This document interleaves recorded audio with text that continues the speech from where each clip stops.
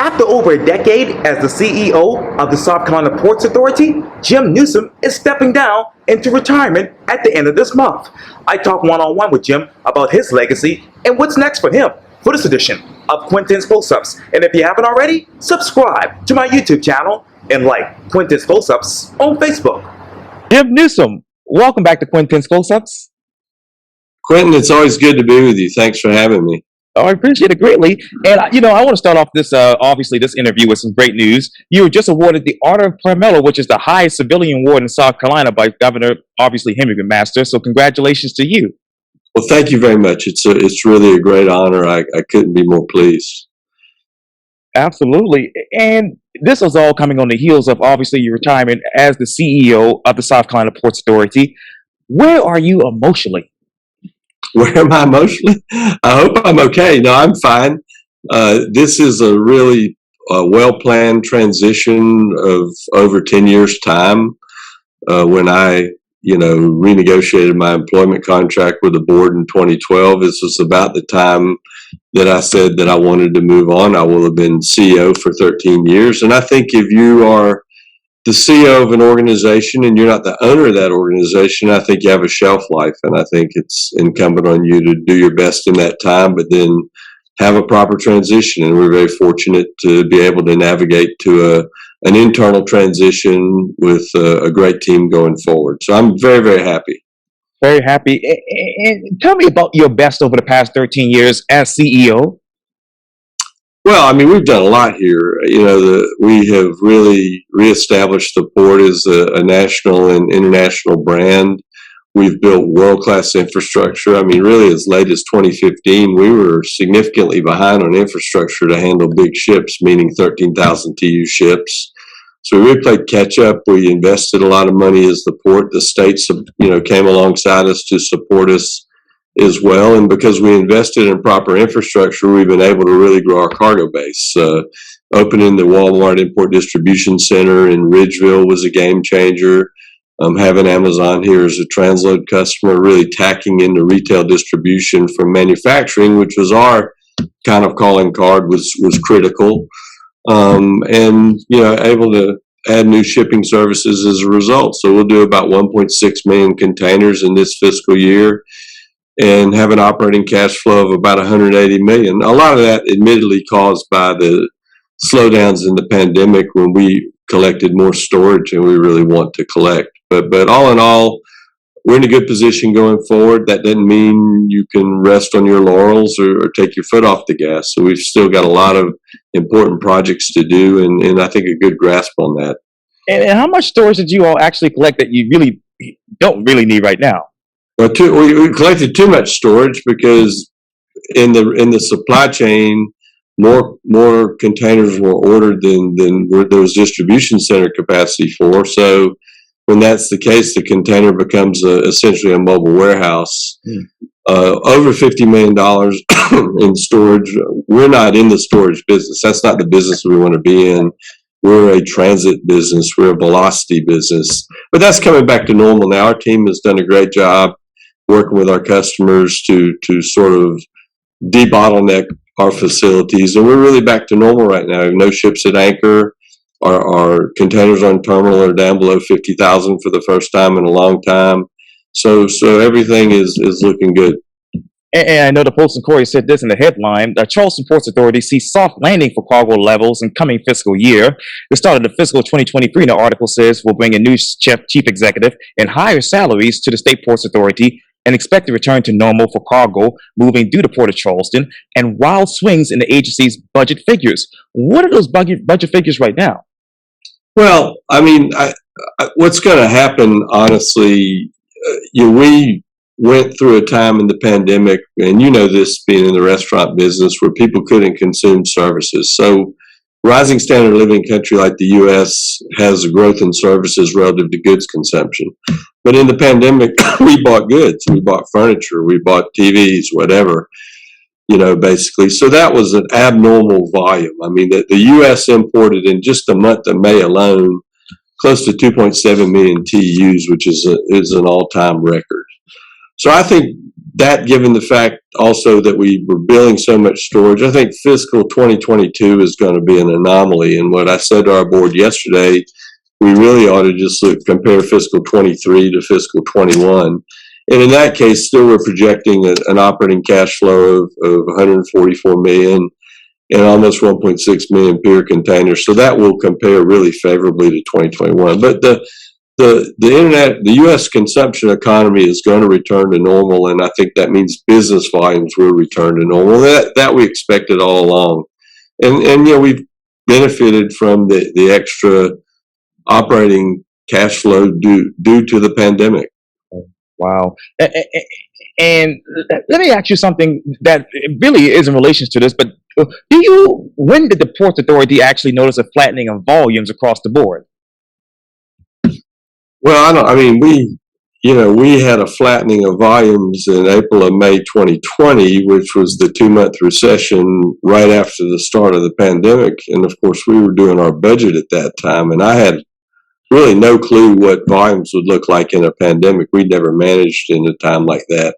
Right. I was pretty pessimistic, to be honest with you. As it turned out, our volumes are at record levels again.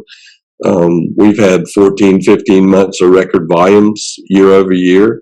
It's been exceptional. We're not the only port doing that. All ports, on major ports on the East Coast and Gulf are doing that right now. So we've expected a flattening, and that doesn't impact what we do here day to day in terms of infrastructure. I mean, we build long-term infrastructure, and whether we went into a recession longer than 2 months in 2020 or whatever, we still have to stay on that infrastructure path, and we have really finalized most of our port infrastructure except for the Navy Base Intermodal Facility, and that's really the next project that we have to work on to really round out the quality of our infrastructure here in Charleston. Now, Jim, how do you actually plan for your budget forecast? How? Yes, sir. Well, I think we've always said that our goal is to grow twice the U.S. port market. We think the Southeast has the best fundamentals of any market. I think it's obvious to all of us when you look around here. We have population growth, a lot of economic prosperity, and we also have relatively good infrastructure. Most people don't think that, but when you compare our infrastructure to New York, New Jersey, and other places, or LA, Long Beach, we have relatively good infrastructure. So we're able to grow, we manufacture, we do a lot of things. So our goal is not an absolute goal of we became the 8th largest U.S. port in 2021. We don't have specific goals on volume. We just want to grow twice the U.S. port market. We try to keep up with economic trends. And we're always a bit conservative. I mean, I think we believe in under-promising and over-delivering. Now, what economic trends are you currently looking at? Well, I think the wild card right now, again, we're coming off record volume levels. Again, the country imported 2.7 million TEUs in May, which is annualized over 30 million TEUs a year. That's a record. And we're among the top in terms of year-over-year growth in the U.S. port industry. I think the thing that we think the goods and service relationship is normalizing. We expected that. What we don't know is what's the impact of 8.5% inflation on the economy and raising it, and what's the Federal Reserve going to do interest rate wise, and what impact will that have on goods consumption? It will obviously have some impact. It probably needs to, but I don't believe in the sort of mantra that all the manufacturing is leaving China and coming back to the U.S. We don't observe that at all. We see it being redistributed throughout Asia, but certainly there's no manufacturing capability in the world today that exists like China. And we, frankly, in this country, if you aspired to bring it back, guess what? We don't have the workforce in this country. We are woefully short on workforce. And that's going to be the biggest long-term challenge, I think, that is faced in America. Yes, sir. And locally, what do you foresee as far as workforce happening here? Well, the maritime, first of all, we have a great maritime community, and we have, and it's not just people that work for the port. When I joined the port in 2009, we were about 500 people. We're 1,000 today. A lot of bright new people that have joined the port. Unfortunately, a lot of them poached from other employers because we don't have a lot of new workforce. But alongside us, we have three crafts of the International Longshoremen's Association. They're grown dramatically. Their man hours have doubled from about 1.2 million to 2.5 million in the last contract year. That's equivalent of about 600 full-time jobs. So there's great leadership in the three crafts of the ILA, Charles Brave, Lance McLaughlin, Lenny Bailey. So they're our partners on the waterfront. Oh, yes. And we're proud of them. We've got 6 generations on the waterfront, here in the ILA. And our goal is to have a 7th generation, 8th generation, on and on and on, because this is good work. It's part of the fabric of the city of Charleston. We are a port city. We've been a port since 1670. Mayor Tecklenburg was kind enough to give me a proclamation last night where he talked about the history of the city being involved in the port. Mayor Grace back to 1923, the state taking over the port in 1942. So the port is the fulcrum of this town, and it's the economic engine for the state. So we're really proud of that, and that takes good, dedicated people, which the greater maritime community here is probably 10,000 people, and we're fortunate for that, and I hope it gets bigger over time. And with a lot of those people moving here, as you know, there are a lot of vehicles right behind them. How do you grow vehicle volumes in the next 10 years? Well, I mean, look, truck traffic is a component of the vehicle traffic. I mean, trucks just look a lot bigger than cars. I think people perceive there are more trucks on the road than there really are because of that size difference. But the reality of life is the road infrastructure is taxed. Our basic thing that we try to do is to find alternative ways to move containers that don't require a truck. So we are, as an example, and I mentioned this earlier, the state is funding the Navy-based intermodal facility in a Wando barge. So we plan to move about 200,000 containers a year via barge, which will be helpful. You may have seen today in the newspaper that I think they're talking about advancing the widening of I-26 from really Columbia to Charleston. That's our major freight corridor. I mean, we don't move a lot of freight on the 85 corridor, the 95 corridor. So it'd be helpful if we're able to advance that. About 75% of our cargo moves all truck. The other 25% is rail. So we want to push the growth of rail as much as we can. But it has its limits, and the limits are really how many places in the interior do they accept intermodal rail. Most people look at a rail network and say, well, gee, you can send containers anywhere. That's really not how it works. Intermodal goes on about 5% of the rail network. So we try to find alternatives, and we work with the DOT. We have a very capable DOT head in Christy Hall, and we work with them to identify freight corridors and see how we can improve them. And where do you improve those freight corridors right now? Well, I mean, the way to improve, I mean, the projects that exist. There's the 526 ARC project that is that is very important to the port, really moving from 26 around the Long Point Road. And then the 26 project is important to the port as well, and those are well planned. And fortunately, the DOT has gotten some extra money from the 2-cent gas tax increase. Right. And so they're able to do that. But these are long-term projects. They have to be permitted. Nothing happens overnight. But, I would say probably better late than never. And we need that to support the growth. And the idea that you can do away with trucks or cars or whatever is just not realistic. I mean, we learned that in the toilet paper shortage at the start of the pandemic. I mean, who would have ever thought people would be so worried about the supply chain and the fact that being out of toilet paper would be the catalyst for that. And okay, what public-private partnership would be ideal for the port's infrastructure going forth?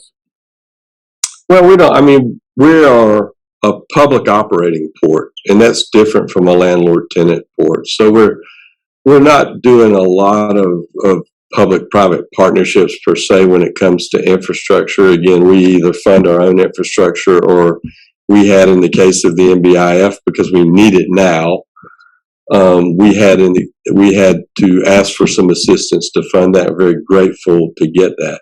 But we do have important partnerships with the Class 1 railroads. That's really an integral component of working out the Navy-based intermodal facility, and we'll have similar type partnerships when we start the Wando barge. Oh, yes. And Jim, let me ask you, how should the Port Authority going forth incorporate eco-friendly and green elements into its infrastructure, equipment, and facilities? Well, we do that every day. All of our trains are electric. We buy every new piece of equipment we buy is much more environmentally efficient than the older pieces of equipment.